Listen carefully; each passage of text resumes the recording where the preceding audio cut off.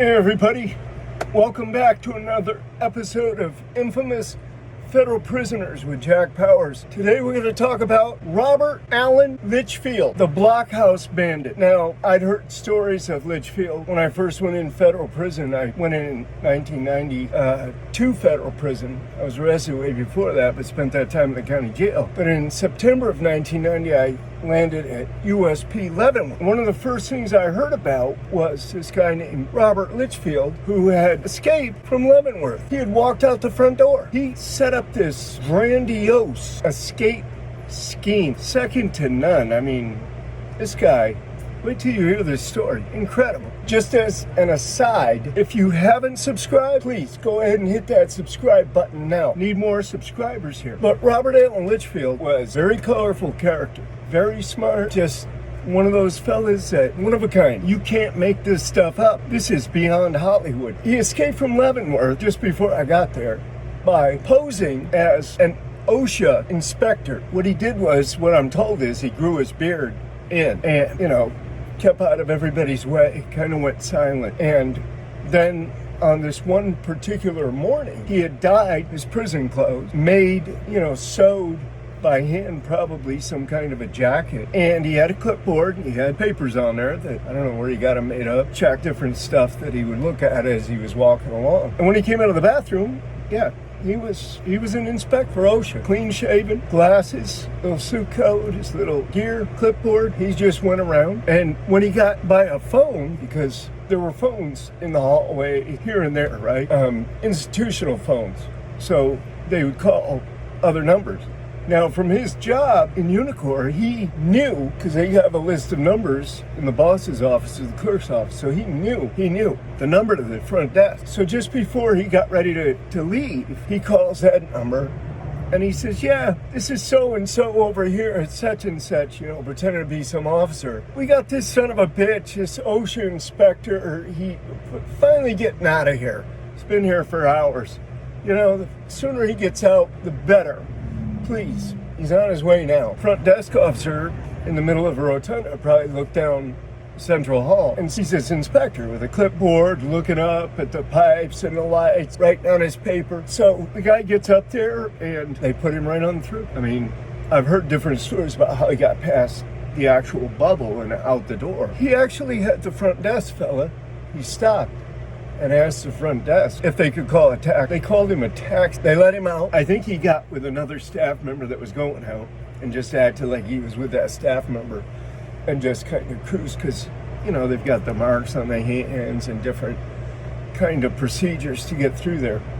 But he got out the front door, got into a taxi that they called for him, and drove off. But this guy, Litchfield, was a serial bank robber. He would just hit banks right and left. And the reason he went to Leavenworth is because he had hit all these banks in the early 80s, and he got caught. One of the bank robberies, or later on, I think they just tracked him down. I think they had information, indictment, they tracked him down, arrested him, gave him a bunch of time.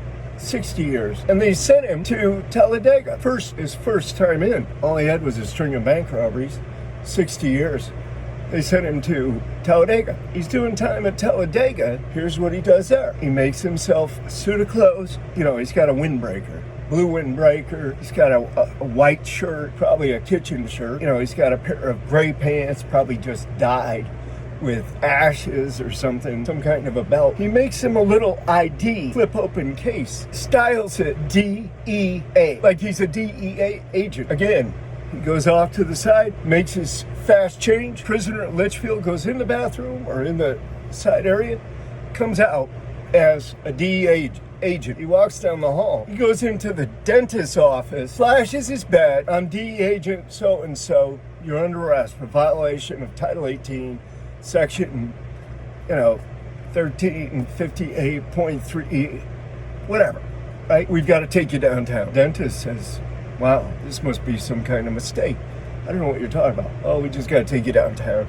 We're going to question you. He takes the dentist. Dentist, being embarrassed because thinks he's under arrest, he's not going to stop and say, hey, Joe, I'm under arrest. I'm going down to be questioned. Because Litchfield's probably telling him, look, don't tell anybody where we're going or what we're doing. You don't want to embarrass yourself, blah, blah, blah. Really slick really smooth operator. He arrested the dentist inside the institution as a fake DEA agent and walked out the front door. Got in a taxi, disappeared. Went on another bank robbing spree. I don't know how many banks he hit. He hit a whole bunch more before he made it to Leavenworth. And then, we've already went over the story from Leavenworth. He gets away from Leavenworth. He goes to Florida. That's his stomping ground. He's robbing banks all over the place. He goes to South Florida. He's living large. He's living large. The Blockhouse Bandit. The reason they called him the Blockhouse Bandit, it was because he had two techniques he would use to rob the banks. One of them was he would go through the drive-thru and, he would put some kind of a note or whatever in an envelope and send it through to them, and they would read it and be like, I don't know what he said. Maybe bombs are planted all inside your bank, and if you don't do exactly what I tell you, I'm going to hit the switch and blow it up.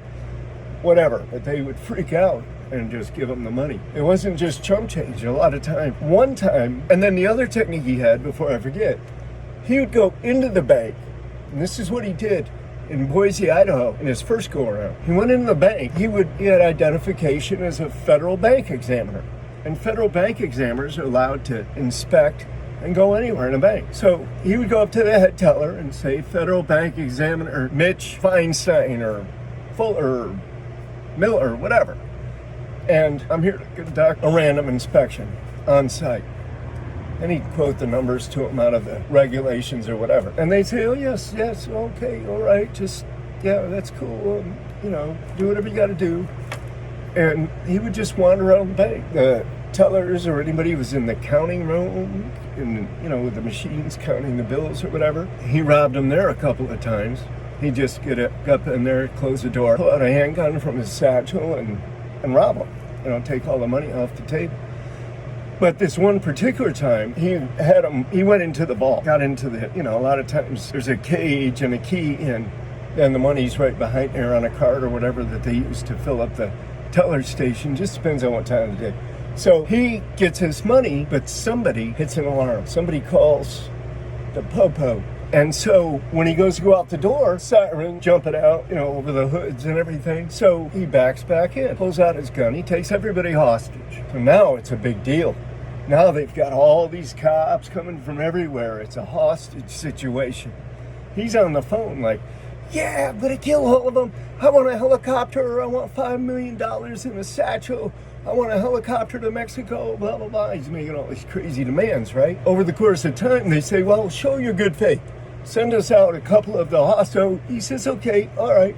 I'm going to send out 3, I'll send you 4 hostages, 3 of the tellers, and I'll throw in the security guard. Lo and behold, here comes 3 tellers with their hands up, across the line, police go out, grab them, and take them over behind the cars.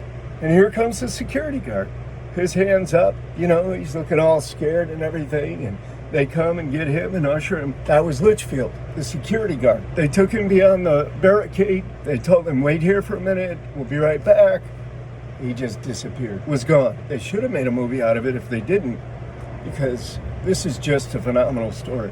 When he escapes from Leavenworth, I think it was 1987 that he escaped from Leavenworth, he goes to Florida. He's living large down there. Now look, his idol, guy that he worships, Robert De Niro. He robs a bunch of banks, and he gets plastic surgery to look like Robert De Niro. Incredible. He's walking around with a briefcase full of cash. He's living under, a fake name, renting a condominium, Fort Lauderdale area. He's living large. And somehow or another, U.S. Marshals, they've got a team.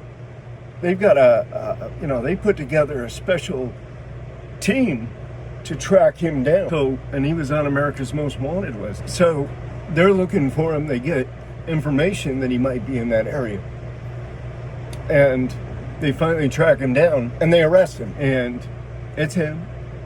And, it's just healing up from the surgery. He's got a briefcase full of money. They go and search his pad and everything, I suppose. And they put him on the first thing smoking to USP Marion, much like ADX, the Supermax in Florence, Colorado. But he lived out the rest of his days there, you know, he was just did whatever you do when you're locked in 23 hours a day. You got 3 guards coming, gaffle you up and put you in all those chains just to take you like 4 feet down the hallway to the rec area. You know, you're just there.